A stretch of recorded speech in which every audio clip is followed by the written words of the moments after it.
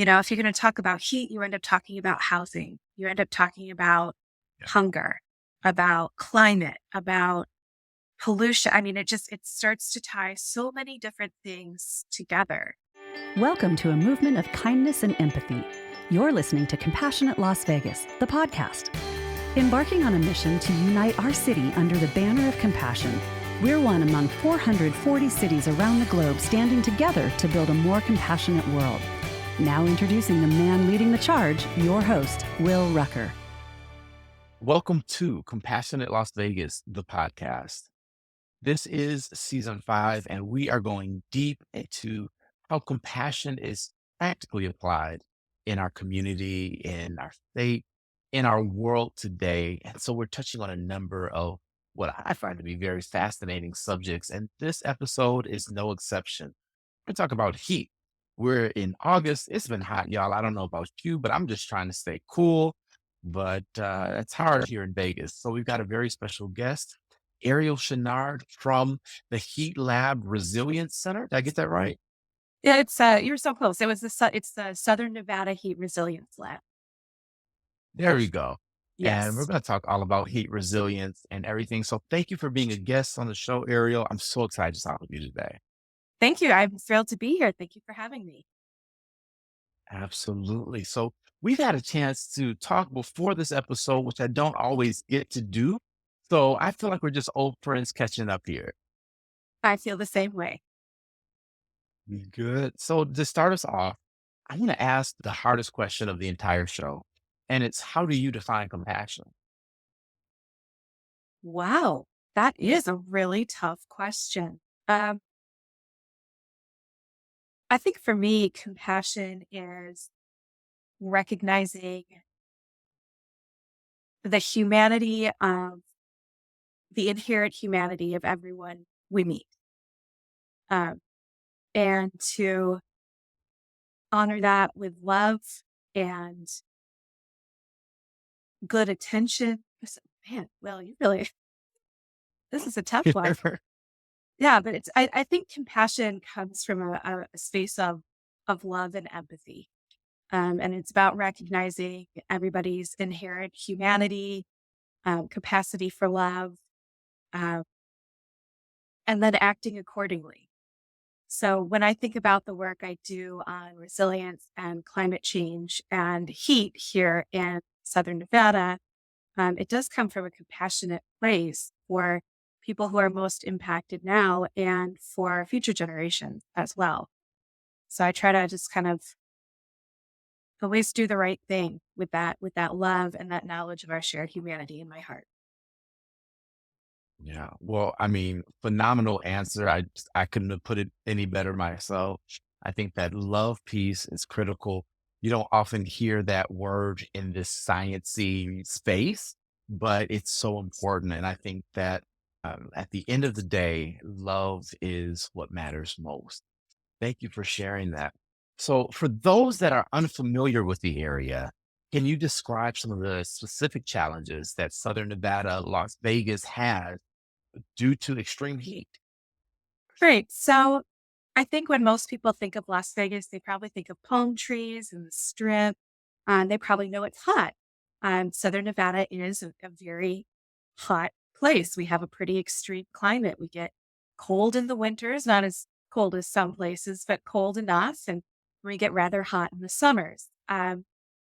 What makes it challenging here is that Las Vegas is the second fastest warming city in America, after Reno, Nevada, actually. Um, Wow. Okay. yeah. And so, due to our already high temperatures, as we start to see more and more impacts from climate change and our summers grow hotter, it just means that our communities are having to deal with ever hotter daytime temperatures and, in particular, hotter nighttime lows, which means that people, infrastructure, all of the things that make this region a region, we never get a good cool down, a good break from the heat overnight. The other thing that makes it really challenging to work on heat here is the urban heat island effect, which is Mm, a characteristic of the built environment in cities In fact, most cities are going to have an urban heat island effect. Here it happens to be pretty extreme because of how much solar gain we get during the day. So the sun warms up all of our dark, impervious surfaces, whether that's road surfaces, sidewalks, buildings. Um, and that causes certain areas of our city to be hotter than others, sometimes up to Mhm. 11 degrees hotter than other places, which is a pretty Wow. significant. Yeah, that's a pretty significant difference when you start thinking about the fact that we occasionally have highs, of 115 degrees. Add 11 degrees to that. That's pretty stinking hot. And those places too cool down less overnight as well. So this is it is a challenging space to be working on heat. Um, and in the past too, I think there was kind of an institutional attitude towards heat, which you can still hear from time to time, or even Vegas residents will just kind of be like, "Well, yeah, duh, it's hot in Vegas," and Yeah. right. And they miss the kind of problematic aspect of how heat, especially those extreme temperatures, acts as a chronic stressor for so many of the folks who live here. And yes, it is hot in Las Vegas. Everybody is exposed to our extreme temperatures, um, but heat isn't experienced equally. That depends very much on who you are, where you live, what resources you have. So a lot of the people kind of shrug and say, yeah, it's just hot in Las Vegas. They aren't the folks who are necessarily most impacted by our extreme temperatures. So you said a couple things that were surprising for me. One is we're second behind Reno. I would not have expected Reno because I mean I typically go kind of January through March-ish, and it's cold. Sure. Yeah. But that to be the fastest warm. That's amazing. Like what's the difference? Why is Reno warming faster than Las Vegas?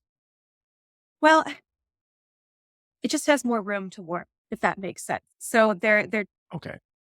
we already are so hot that even though we're still warming, that measured sort of difference in temperatures isn't as big as it is in Reno.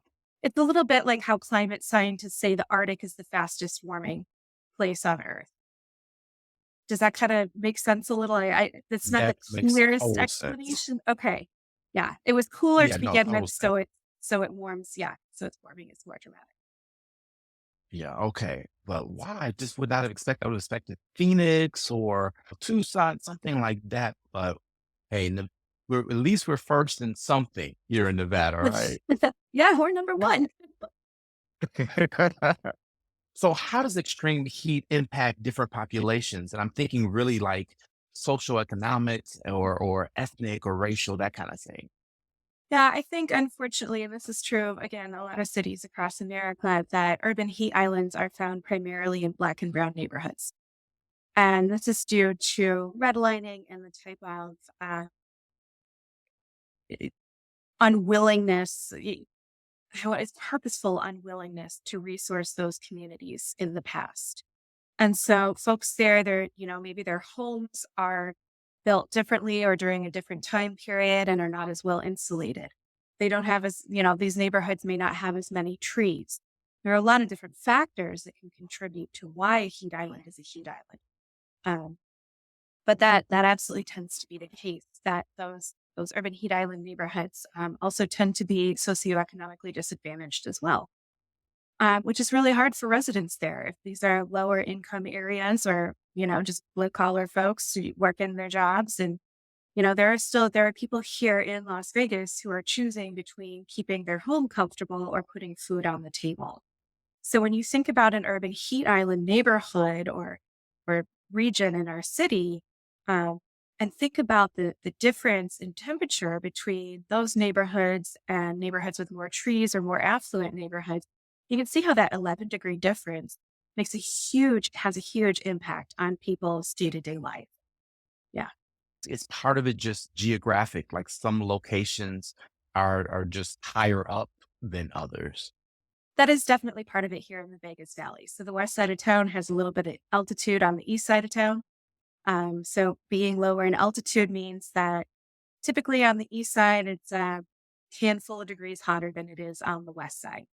But the urban heat island effect is so dramatic that the difference in altitude doesn't explain the total difference in temperature, if that makes sense. Yeah, it does. And please continue your train of thought 'cause I interrupted.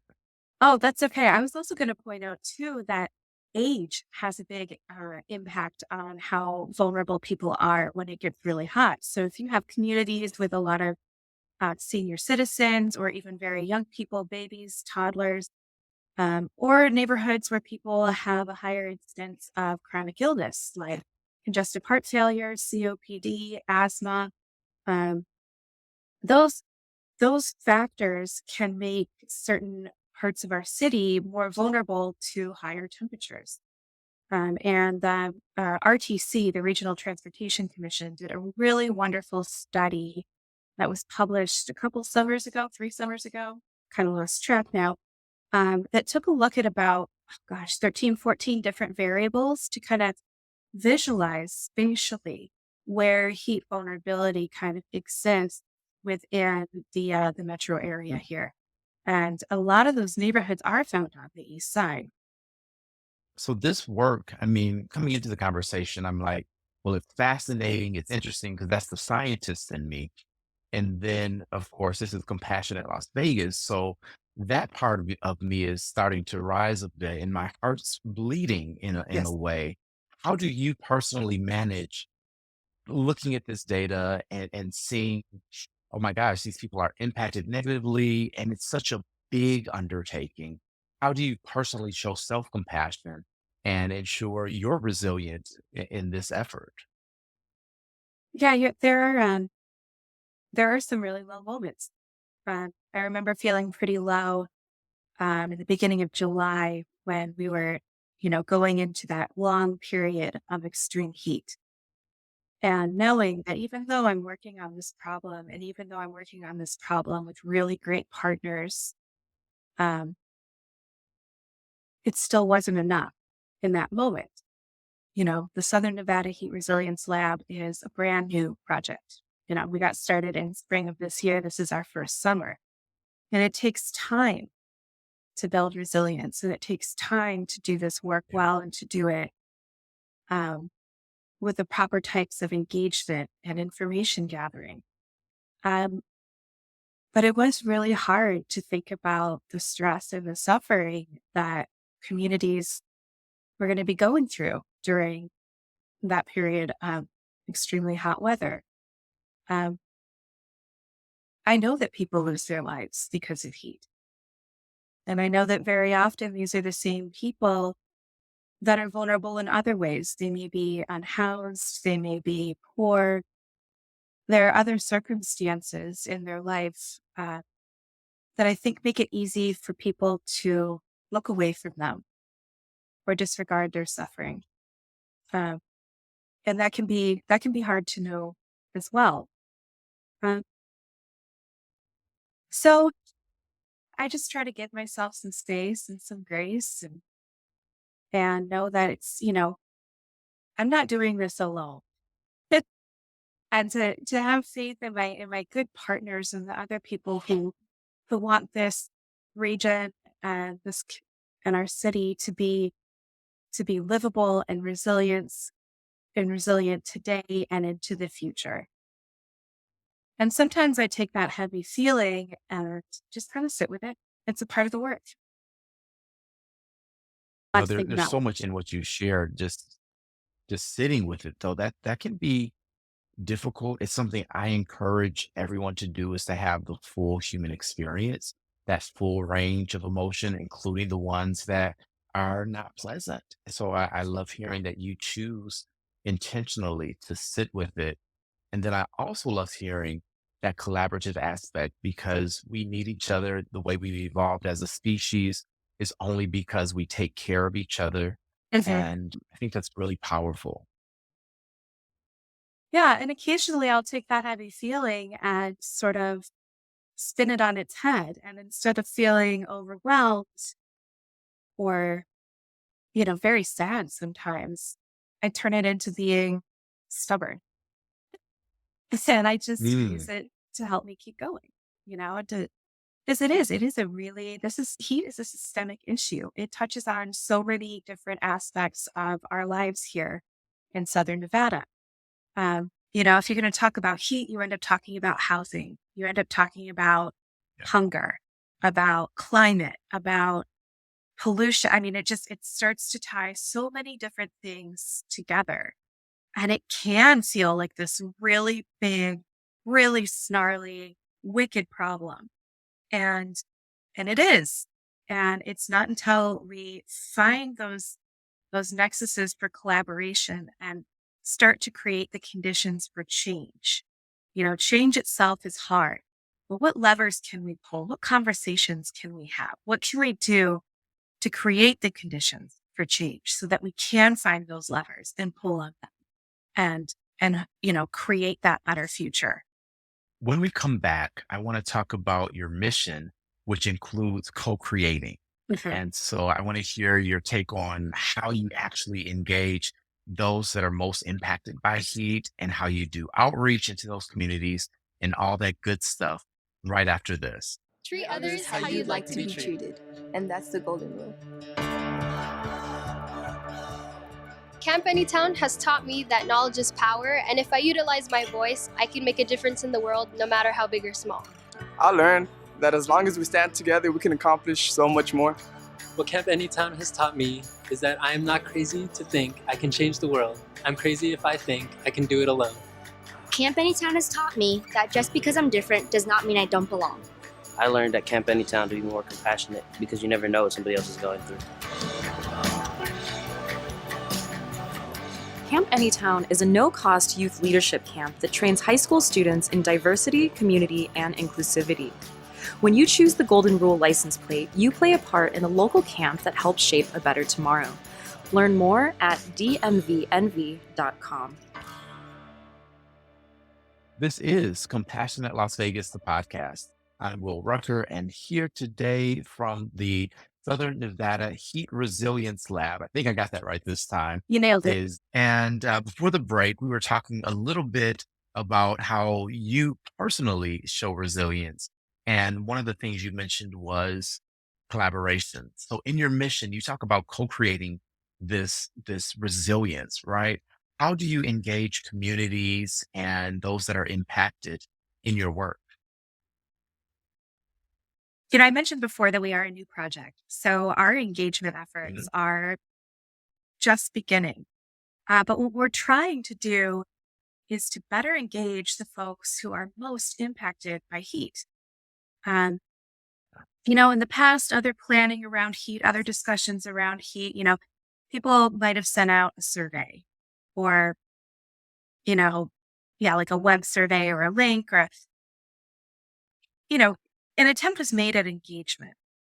But what we want to do differently is really to create a space for listening and learning from those who are most impacted and allow the frontline communities to articulate their own priorities around heat. Because right now in the Vegas Valley, we have kind of one response to heat events, which is opening cooling centers. And this is a good and useful thing. But we're not even sure if cooling centers are utilized by the folks who might need them most.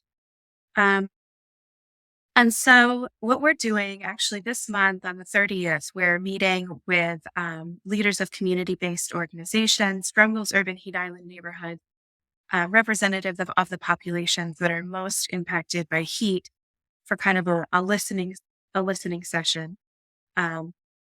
That will be facilitated by my lovely counterpart, Dr. Emma Bloomfield.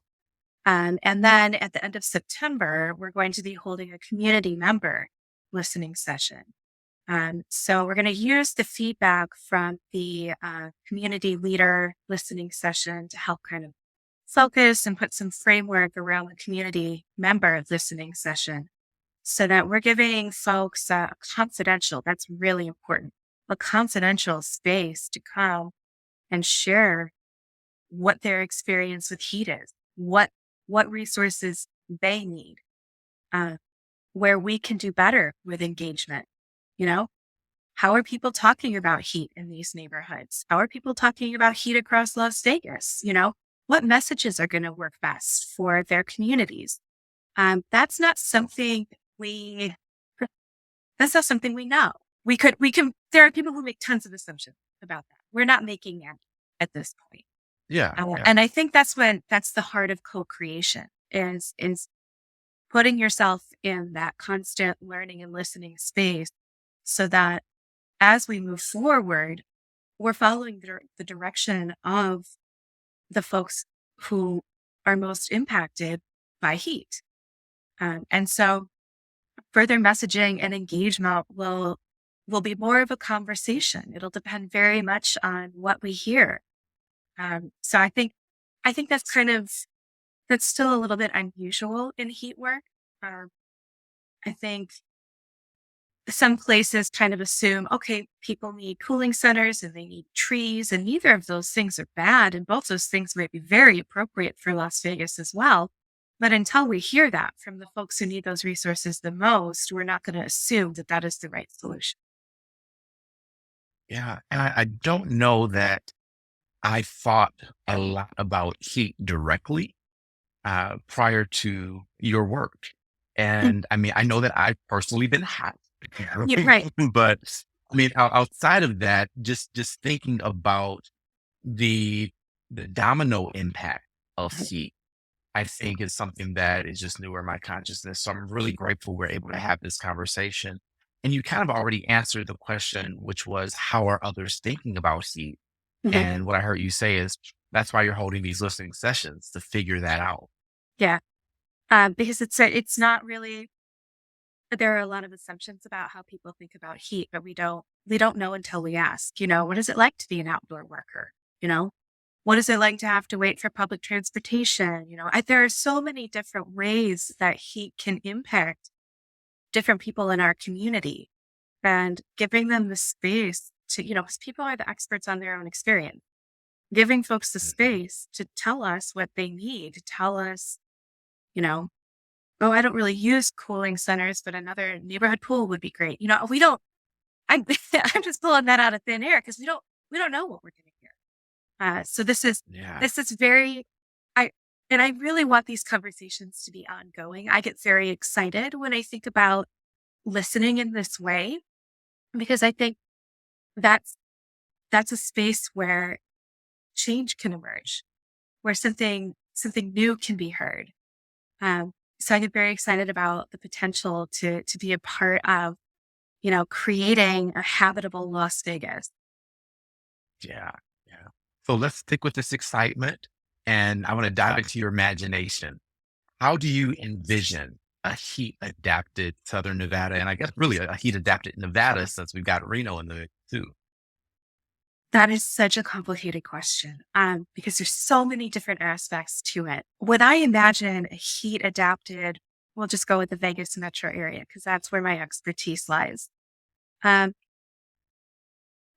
imagine a much more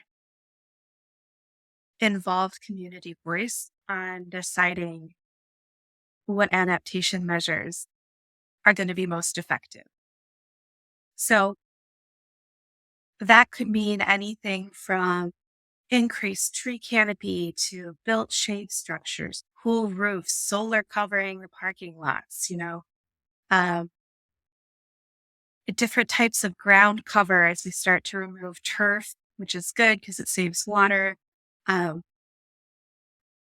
What I'd like to see too is like a change in how we build out here. Sometimes I look at houses out here and I just like, what? This doesn't belong in the desert. I, I guess personally, I envision like more desert adapted architecture and building. And I know that we've made leaps and bounds of progress in, requiring better insulation, water smart, energy smart appliances. I think out of necessity, we're going to probably have to change a lot of how we build and how we think about our neighborhoods and how we think about our city centers and all these different things. That is a huge and wild question, and I love it. And I don't know that I can really paint you a good enough picture because I think so much of this is still emerging. Um, Mhm.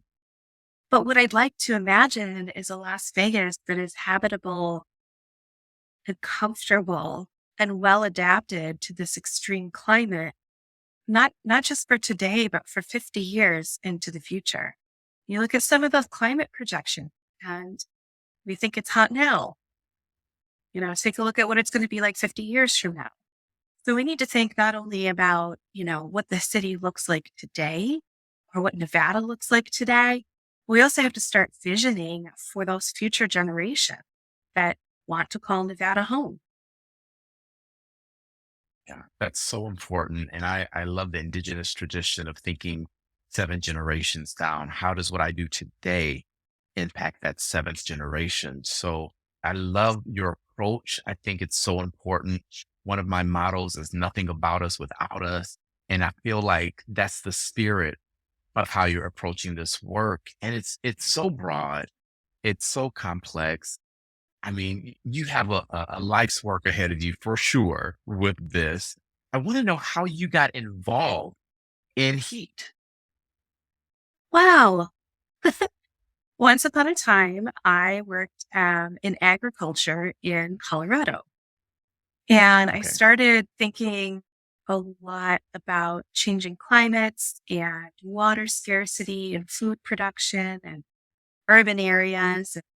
Um, my husband and I ended up moving from Colorado to Los Angeles, where those things were even more front of mind for me. And I ended up getting my master's in urban sustainability while I was out there. And it was just pure chance. I was looking for a capstone project um, to finish my degree. And I knew I wanted to look at the connection between disaster, urban areas, and climate change.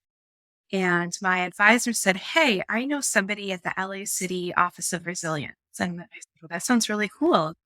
And I said, feel free to pass my name along. It'd be great if I heard from them. And I ended up hearing from them. And they said, "Hey, we need somebody to help us with some work around heat."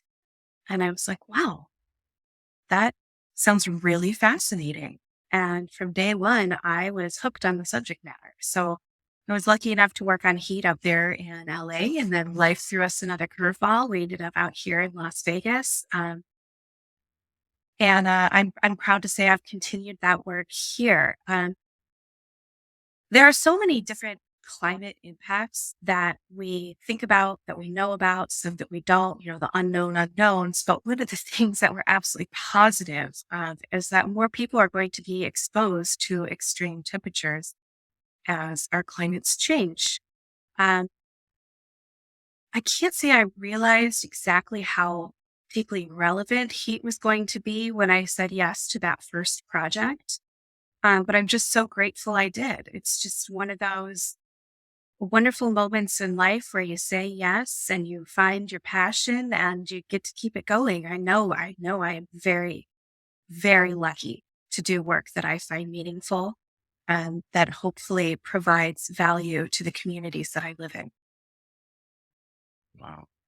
So for someone that is watching or listening to this episode and they're like, you know what?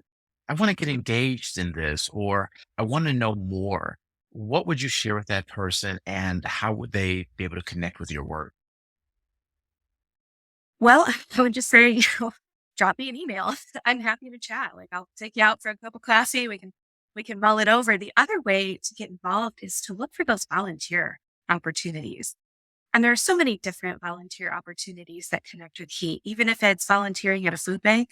As I spoke about how people choose between cooling and groceries, it could be, you know, donating water bottles to homeless resource groups and outreach groups. It could be, there are just so many different ways, but I think the most meaningful would be to take a look at your community and find those around you who need that help. Um, I always talk about checking on your neighbors during extreme heat events, but that's really important. And it's that sort of like a spirit of we're all in this together and we need to take care of each other, and kind of taking that personal responsibility and finding an opportunity to check in with, maybe you have older folks in your family or somebody with a couple of young kids, somebody who's relying on public transportation, somebody who has a medical condition that makes the heat harder to deal with, elderly neighbor, anybody, everybody, check on each other. Be that voice that says, hey, heat can be dangerous. Don't be one of those people who kind of shrug it off and say, yeah, it's always hot in Las Vegas in the summer. I mean, you're right, but it's also really dangerous.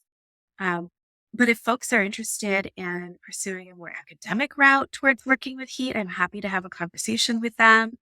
I think it just depends on what they would want to focus on, like where they're felt compelled to go with that interest. Yeah, and with this, I'm hearing so many pieces of compassion embedded in that, because compassion is that drive that causes us to say, yeah, we need to fix this. And Karen Armstrong says that a compassionate community is an uncomfortable community. And that's because we have these conversations where we talk about the real issues. The Hacker Convention was in town recently, and let's pretend that they hacked every digital billboard in the city and gave you the keyboard to type a message. What would that message be? Whoa! I don't know. Nothing. Oh my gosh. Okay. What would it be today? Or like, Yeah. okay.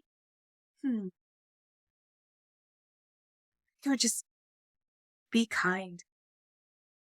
Mm, I'm not even going to go that's with perfect.